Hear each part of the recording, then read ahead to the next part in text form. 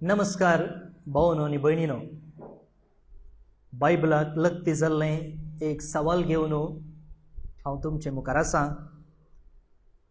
तुमचे सवाल आमचे जाप ह्या कार्याक स्वागत मागून.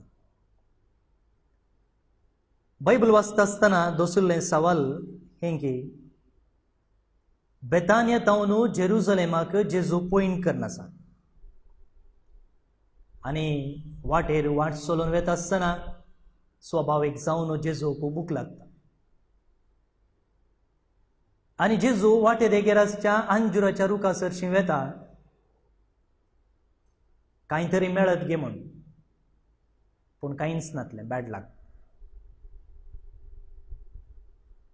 लक म्हळ्यार रुखाची सूख न्हय, तो अंजुरा जावचो रूख वा वेळ न्हय, सिजन न्हय. तरी जेजू रुखाक शिरापता. जेजू कळीत नातलें गी हो अंजुरा जावचो वेळ न्हय म्हूण, तर जेजू कित्याक शिरापता. सारकें न्हय गे मोगाळ भावनो आनी भयणीनो.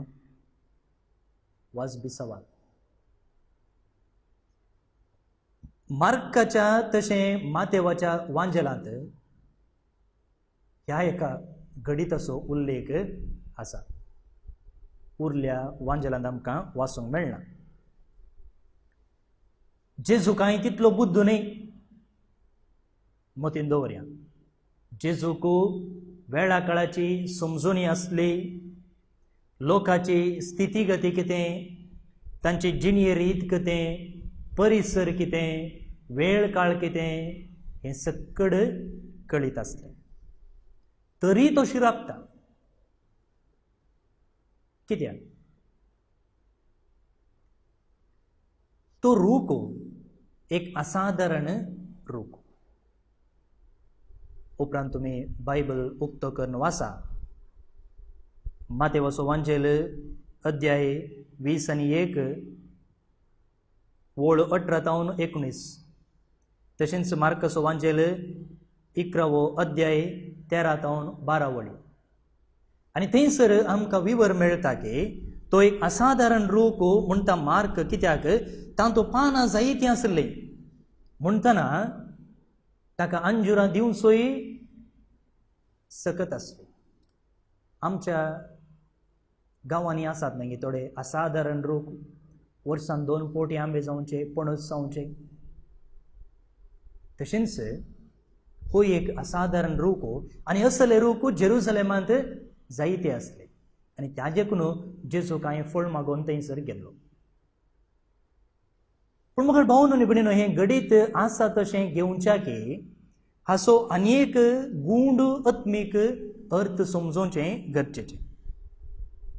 बायबलांत खंयसर जाल्यार तुमी पळया, अंजुराचो रूख वा फळदायक दाखो इस्रायेलाक तुलन केल्लो आसा. इस्रायेलाचें संकेत कशें फळदायक अंजुराचो रूख वा दाखो मळो पिंत्रायलेलें आसा.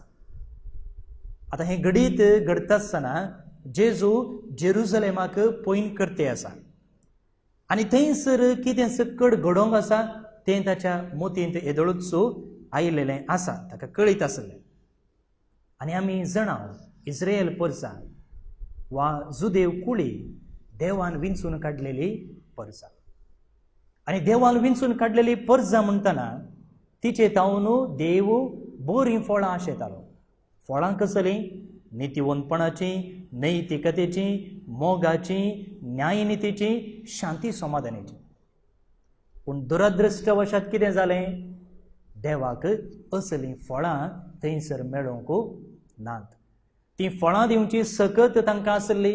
जाय पुरतो आदार देवान दिल्लो, पूण हीं फळां दिनासतना रावलीं. जेजू मनीस जाल्ल्या देवाच्या पुतांनी आपणाच्या लोकांतावन असलींच फळां आशिल्लीं, पूण ताका कांय मेळ्ळीं ना.